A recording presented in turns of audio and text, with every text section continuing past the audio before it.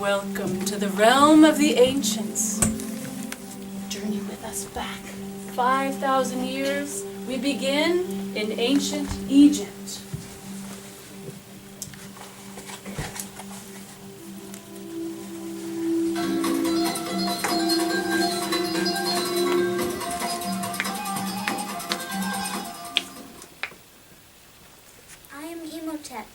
An ancient Egyptian architect who achieved success in a wide variety of fields.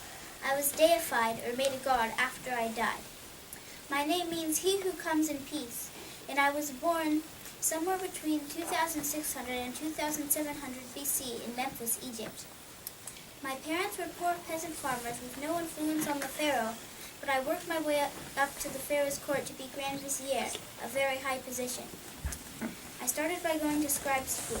A scribe is a professional writer whose job it is to keep records for the pharaoh and noble families. Here are some symbols of scribes right here. Beginning at age 9, scribes took 10 years to memorize the 600 hieroglyphic symbols. Classroom discipline was very strict. Teachers believed that the ears of a boy were on his back. He only listens if he is beaten. If a student tried to run away from school, he had wooden blocks tied to his ankles. Here's the thing on how to make papyrus paper. I eventually worked my way up to be Grand Vizier and architect of the pharaoh's tomb, the first pyramid. Being the architect of the pharaoh's tomb was a great honor, even for a Grand Vizier. The step pyramid was believed to have been the first structure built out of cut stone, and the height of it was 198 feet tall. Later, the steps were filled in, creating the design of the pyramids at Giza. No matter how difficult the challenge, trust me not to give up easily.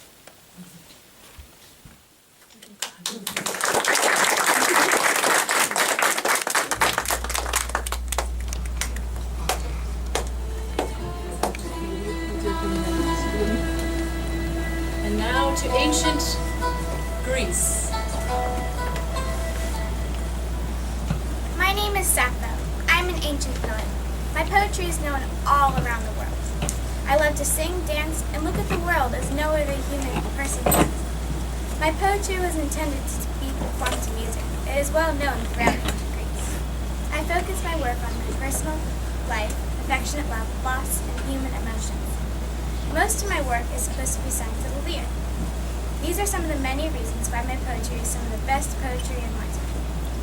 One of my favorite lines of poetry is, "Of the life we share, she saw you as a goddess, and above all, dancing gave her deep joy." I have 3 brothers named Eurygus, Laricus, and Taraxus. I scolded Eurygus and Laricus in my poem called The Brothers Poem. My mother, Cleus, is a very supportive mother. We all live on the island of Lesbos in Crete. My family is a rich, noble family. We are on top of the social system of Lesbos. Many people did not agree with the beliefs of my academy. The school is religious to Aphrodite and Eros. I dedicated myself to teaching women about the Greek gods. My academy is for women from the island of Lesbos. My death. There are many myths on my death. I don't exactly like to talk about it because, it's my death. But I will tell you one of the stories of the sad endings of my life. Many people said that I died because I jumped off a cliff out of love for a man named Ron, a young sailor.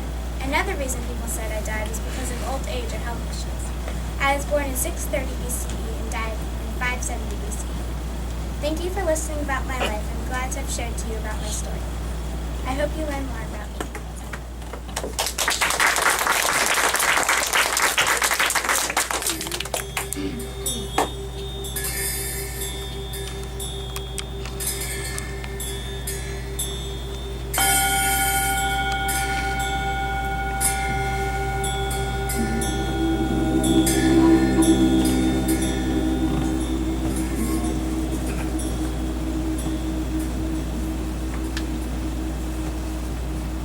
My name is Siddhartha Gautama, but you can call me Buddha. I was born in India near the Himalayan mountains in 563 BCE. I was born a prince, but I gave up my power and ran away from home to become enlightened. find peace and escape the circle of death and rebirth. Once I reached enlightenment, I became the Buddha and created a new world religion called Buddhism. Before I was born, my mother had a dream that an elephant walked up to her and touched her right side with a lotus flower. In the middle of the lotus flower was a jewel. When she told the Brahmins or priests, they predicted that I would be a strong ruler if I stayed in the palace, but if I was let outside the palace and discovered the three forms of suffering, I would become a holy man. My father was troubled by the predictions.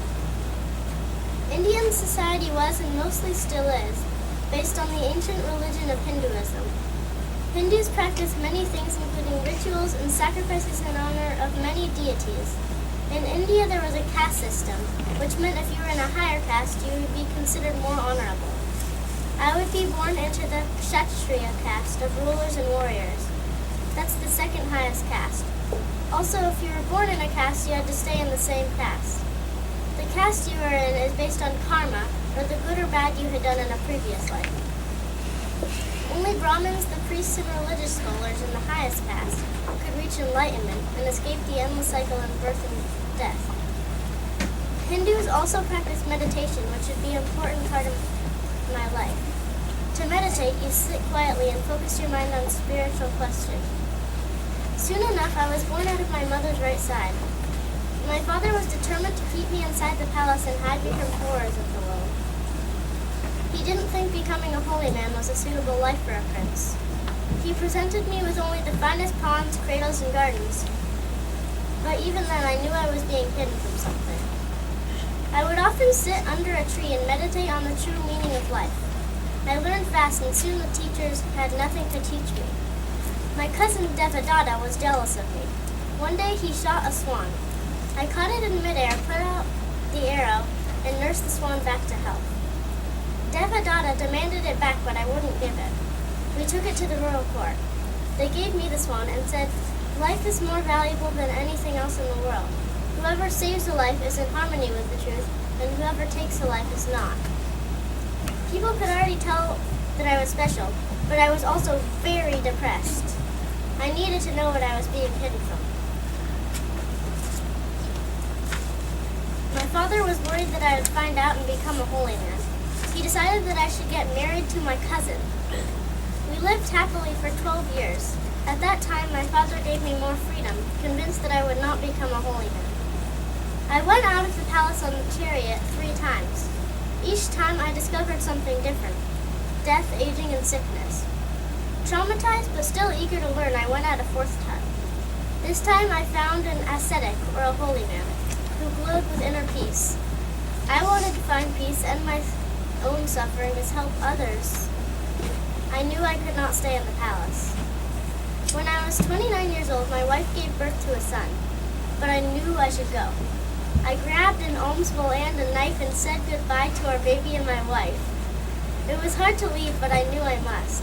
I then snuck out with my chariot driver, and he took me out to the edge of the forest. From there, I wandered. I found 5 more ascetics. We walked through the village begging for food. I ate only 1 small meal per day and fasted for long periods of time. We believed that giving up bodily needs would help us find spiritual truth. After 6 years of fasting on and off and staying up all night meditating, I was on the verge of death, and I still hadn't found the right path to enlightenment. A village girl handed me a bowl of rice pudding. This caused the other ascetics to leave me, but that was fine. I knew this was the right path. I called it the middle way, meaning in between pure luxury and great hardship. I continued walking, and for my 35th birthday, a grass cutter gave me 8 handfuls of grass. I kept on walking until I was at the base of a Bodhi tree. I spread out the grass and began to meditate.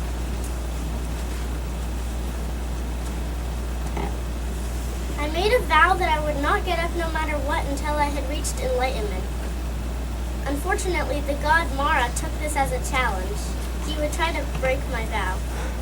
First, he sent his demons who threw burning logs and rocks, but they landed as petals at my feet. Then he sent his daughters to tempt me. I resisted it. Meanwhile, I had realizations about my family. I saw my past lives and the importance of my own karma. I became aware of the causes of my own suffering in these four noble truths. 1. Suffering is present and nothing lasts forever. 2. Suffering is caused by cravings. 3. End suffering by getting rid of cravings. 4. Give up all cravings by following the Eightfold Path. The Eightfold Path is a list of ways to live in peace. For example, right action tells you do not kill, steal, or lie. Be honest. The other one teach you to have right purpose, right understanding, right speech, right way to earn a living, right effort, right mindfulness, and right concentration. When all of these truths came to me under the Bodhi tree, I knew I was enlightened. I felt so good I wanted to stay there forever, but I knew that was not my destiny. I got up and walked to Deer Park. There I met the ascetics. I taught them about the Four Noble Truths and the Eightfold Path. They became my first followers. My teachings would be called Buddhism. I would spend the rest of my life teaching people of India. I attracted many followers in all castes. I believed enlightenment should be available to all, not just the Brahmins. At the age of 80, I knew my time had come. I accepted a bowl of rotting food, even though I knew it was rotten. I died and entered nirvana and was finally liberated from the cycle of life and death. There are many temples, monasteries, and shrines all over the world where people come to practice my teachings. The kindness and compassion of Buddhism has at times convinced even the fiercest of rulers to change their ways. By some estimates, Buddhism is now the fourth most common religion. I leave you with this. In the end, these things matter most. How well did you love? How fully did you live? How deeply did you let go?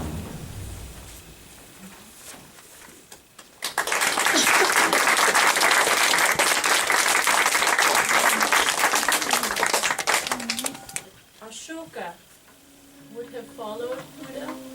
Well, Ashoka was a fierce leader and led many wars, but when he saw everyone suffering, he decided to become a Buddhist monk. So Ashoka, Bodhi would have followed Abigail, but he Buddha. Om Tare Tu Tare Ture Swaha. You know it? Om Tare Tu Tare Ture Swaha. Om Tare Tu Tare Ture Swaha. Om Tare Tu Tare Ture Swaha. My name is Tara. I was born as an independent figure during 500 CE and was fully evolved as the deity of today about 100 years later. I am from ancient India, thousands of years ago. Beliefs about me spread rapidly through Tibet, Nepal, Sri Lanka, and China along the famous Silk Route. I am the essence of compassion, and I have helped many humans attain enlightenment. There are many different Taras, but these are the most famous ones. Green Tara is the Buddha of enlightened activity and youthful compassion. White Tara, the Buddha of long life, compassion, healing, and peace of mind. Red Tara is fierce, said to allure all good things. Black Tara, who is associated with power. Yellow Tara, Buddha of wealth and prosperity, and Blue Tara, often associated with transfiguration of anger. These Buddhas are very important to those who decide to follow Siddhartha's path to enlightenment. When I emerged in the Buddhist religion, many creation myths were born with me, the most famous one being this one. The Bodhisattva Avalokitesvara, regarder of the cries of the world, looked down on earth and saw pain and suffering. He saw people dying while suffering, people being born while suffering, and people living their lives in suffering. He saw wars, famines, and outbreaks of disease, and these things made him feel very sorrowful. He wept for these things, and on earth his tears became rain. The rain formed a lake, and from the very bottom of the lake there sprang a blue lotus. The lotus opened, and in it sat a transparent, delicate girl of 16. She had a hovering green aura, an energy that could be seen and felt. This energy formed a barrier between reality and reality, and hung there, quivering with vitality. Born from Avalokitesvara, she was compassion in itself. And that is how I came to be in one of the many myths that we're told about. I wore the silks and jewels of an Indian princess and held my symbol, the blue lotus, in my hands. I was born in India at a time when there was much discrimination against women. There were people who saw gender as a barrier to attaining enlightenment, but in more ways than one, I was the feminine deity who showed these people that both men and women, boys and girls, had an equal chance to enlightenment. Now, almost 2,000 years later, my ideas, teachings, and beliefs are still. I am now remembered as Tara, the joy of starlight, and I have shaped many Buddhists' lives in a new way, as well as influencing the goddesses and women of other religions. Because when only my names are recollected, I will always protect all beings. I, O Savior, shall ferry them across the flood of their manifold fears. Therefore the great seers sing of me in the world under the name of Tara.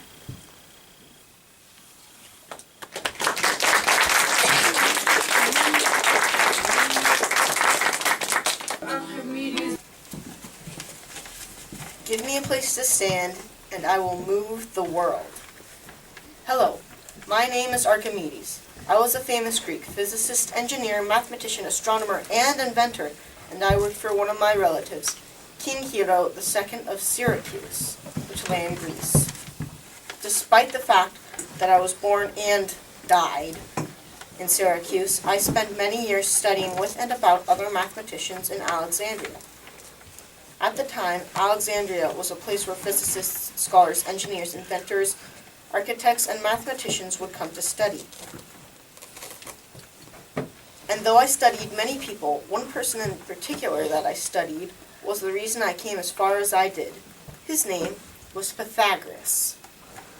Pythagoras was another famous Greek mathematician who, like me, made many key discoveries, such as the three sides of the triangle add up to 180 degrees. He even wrote a book called The Elements, which was kept in Alexandria's 400,000 book library. Even after I left Alexandria, I would often send my works to scholars and mathematicians who worked there. In my life, I made many discoveries and calculations, such as the sum of pi, the sand reckoner, in which I calculate how many grains of sand it would take to fill the universe, and the Archimedes screw, a device for moving water uphill. I also designed many weapons for King Hero II, but making weapons wasn't the only thing that I did for the king.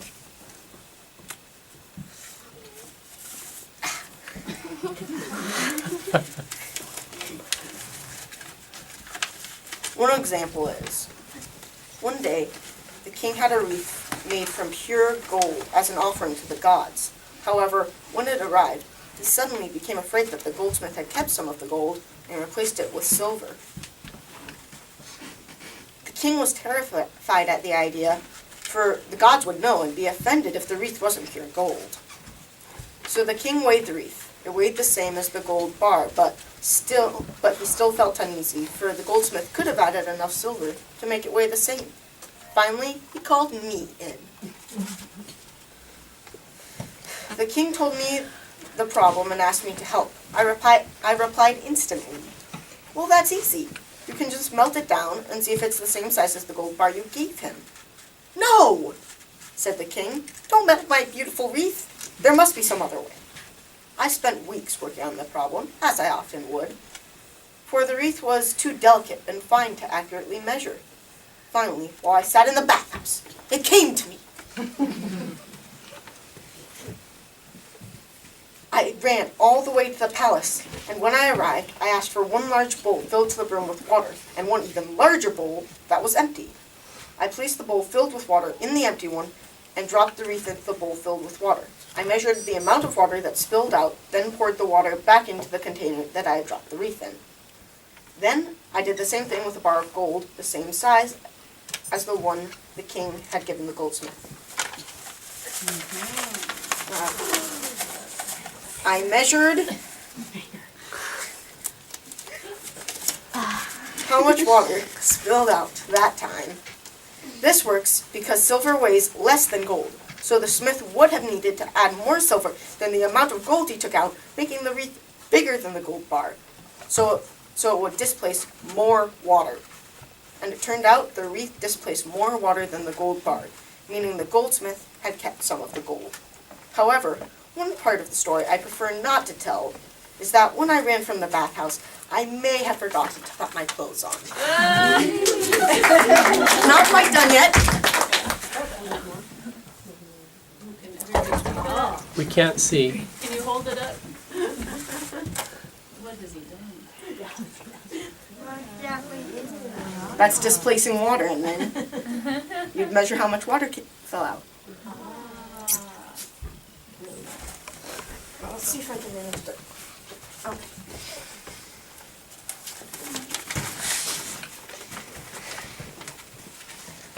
No one really is sure how I died. It's a little fuzzy, even to me. Because, you know, I died. Plutarch gave 3 different versions of my death, but I'll only tell you one for now. One day, as I often would, using my genius to solve another problem. This time, I was so engrossed, somehow I didn't notice that there were Roman soldiers marching up and down the street. Until one ran up to me and threatened to kill me. I kindly asked him to wait, as I was not done with my project yet. But the soldier drew his sword and did it anyway. I mean, how rude! Around my grave lie many different spheres and cylinders as per my request. And despite the fact that I died before my time, my many discoveries are still taught in school today.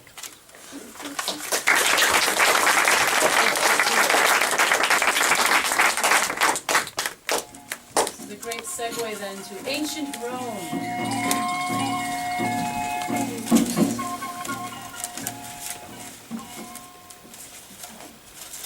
I am Augustus Caesar, the first, and some say the greatest, emperor of Rome. I was born Gaius Octavius, or just Octavian. I lived from 63 BC to 14 AD and died at the age of 75 traveling in Nola. I'm from the ancient civilization of Rome. I am most known for creating the Pax Romana and becoming the first emperor of Rome. People say I had 3 main qualities of my personality. I was intelligent, decisive, and a shrewd politician.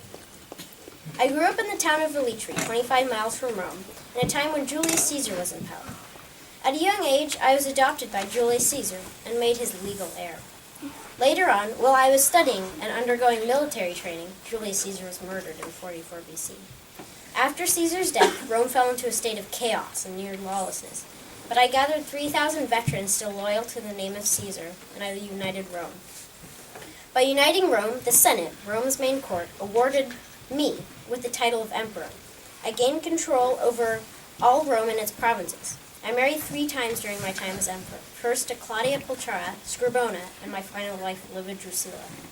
The main obstacle I faced happened even before my time as emperor. I had to face the dictator, Mark Antony, and his wife, the Egyptian queen Cleopatra. Antony had taken part of the Roman army with him to Cispian Gaul and besieged a traitor's general. The Roman Senate ordered him to stop the violence, but Antony refused, so the Senate turned to me, they had heard the rumors of my army of 3,000. I went to fight Mark Antony and forced him to retreat to Egypt. Later on, I battled Antony in the Sea of Actium and forced him to retreat, taking over Egypt and returning the lands to peace. My reign as emperor ended as I was traveling in Nola. I was possibly poisoned with a fig, and there in Nola I was buried. After my death, there are many monuments placed in my honor, such as the Arch of Augustus, the Forum of Augustus, and my childhood home, the House of Augustus, which is still preserved and open to the public today. Even to this day, I'm remembered in many ways. For instance, the 6th month of the Roman calendar had its name changed from Sextilius to August in my honor. People remember me for creating the first police force, fire department, and library, defeating Antony and Cleopatra in the Sea of Actium, and becoming the first emperor of Rome. Some historians even say that if I hadn't united and brought peace to Rome, the Republic would have disappeared into civil wars for good. My dying last words were, "Behold, I found Roman brick, and I leave it to you in marble."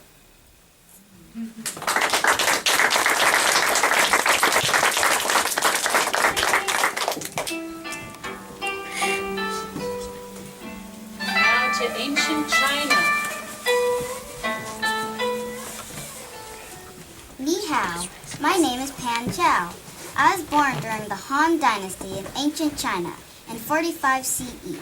I was born into a rich family. My father was a magistrate and well-liked and respected. My mother had twin boys who are much older than me. I love that my family name Pan is another word that means tiger. My most special story growing up was about my ancestor that was abandoned in a swamp, raised by tigers, and given the name Hu-Wu-Tu, or milk of the tiger. There was one thing I was as fierce as a tiger about: education. Even though in the time I lived in, women were not allowed an education, I got lucky and my parents agreed to school me at home. My brothers and parents took turns teaching me at home. As for other girls my age, they didn't get educated. I love to read, write, and do mathematics and appreciate the chance to learn.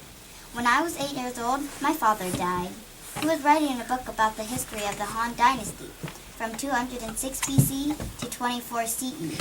My brothers attempted to complete my father's work and were not able to due to unfortunate circumstances. Though I lived in a time when women were not important nor honored for their education, I was summoned by the Han court to finish my father's work. It took me 14 years to complete the Han Shu. Some believe the Han Shu was the second most important historical writing in China's history. I am also known for my book on lessons for women. This made me one of the most respected female authors in China. This book was on how women in my period should behave. For example, all women had to be proper, and when they got married, they went to live with their husband. The mother-in-law was the boss. Whatever the mother-in-law said, like, "Do not do that," must be obeyed, or else she would get whipped. A woman might even lose some of her teeth or get bruised from the beating. If the mother-in-law asked, "That dog is ugly, what do you think?" The woman had to say, "That dog is ugly," even if she thought the dog was cute, just like an echo. She would also be like a shadow. She'd copy her mother-in-law and be like her as much as possible. Despite their lower place in society than men, my book states that women should be well educated. This opened the door to women being educated later on. I died in 116 CE at the age of 70. My death was mourned by the emperors. It was highly unusual for a member of the Han court to mourn a common person's passing. Zaijian!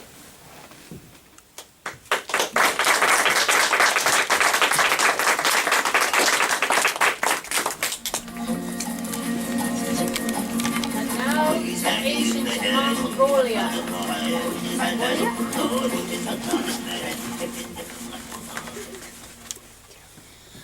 Jingjinghong Dagwao Yisi Lanuokisi. I am Genghis Khan, ruler of Mongolia. Along with my armies, I conquered more land than anyone in recorded history. I was born in 1162 in Mongolia. I was named Temujin, which means of iron or blacksmith. I was given the name Genghis Khan in 1206 when I became leader of the Mongols. My new name is usually translated as Supreme Ruler. I had a hard childhood growing up on the Mongolian steppe. Rival Tatars poisoned my father when I was 9, and my tribe expelled my family, leaving my mother to raise 7 children alone. I may have killed my own half-brother who was taking credit for all my hunting and scavenging we had to do to survive. During my teenage years, a rival clan kidnapped me, my young wife, and I.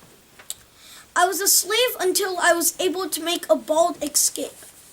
By my early 20s, I became an intimidating warrior and leader. I assembled an army of supporters and began building alliances with other leaders of very powerful and important tribes. By 1206, I finally united my country under my leadership, and I decided to focus all my attention on gaining more territory.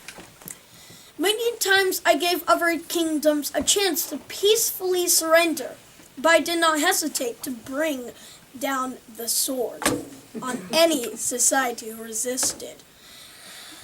One of my most famous campaigns of revenge was in 1219 after the Shah of the Khwarezmid Empire, modern-day Iran, broke a treaty with the Mongols. Scholars say that in my lifetime, my armies and I may have killed a full 3/4 of that country's population. I was tolerant of many other religions and ways of worshiping from the territories I conquered because I knew the happy subjects were less likely to rebel. I am also known for creating the first international postal systems. This system used horses and official riders and helped me stay informed of military and political developments. Yeah. And I have a good network of spies and scouts. Marco Polo even used this famous service in later years. Although I'm an important figure, not much is known about my personal life or what I look like. Most statements describe me as a tall and young with a flowing mane of hair and a long bushy beard. The most surprising report comes from a 14th century Persian historian who declared I had red hair and green eyes. His account is very questionable. I don't remember ever meeting this man. No portraits or statues of me have survived.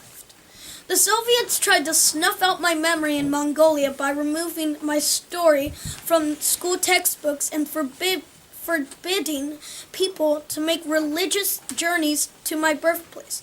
The mere mention of my name was banned in the 20th century. Finally, in the 1990s, after my country won independence, I once again was recognized as a national hero and founding father of Mongolia. I am now portrayed in art and popular culture. I am pictured on Mongolian currency, and the nation's main airport is named after me. My greatest quotes are, I hate luxury, I exercise moderation. It will be easy to forget your vision and purpose once you have fine clothes, fast horses, and beautiful women. In which case, you will be no better than a slave, and you will surely lose everything. I am the flail of God. Had you not created sins, God would not have sent a punishment like me upon you.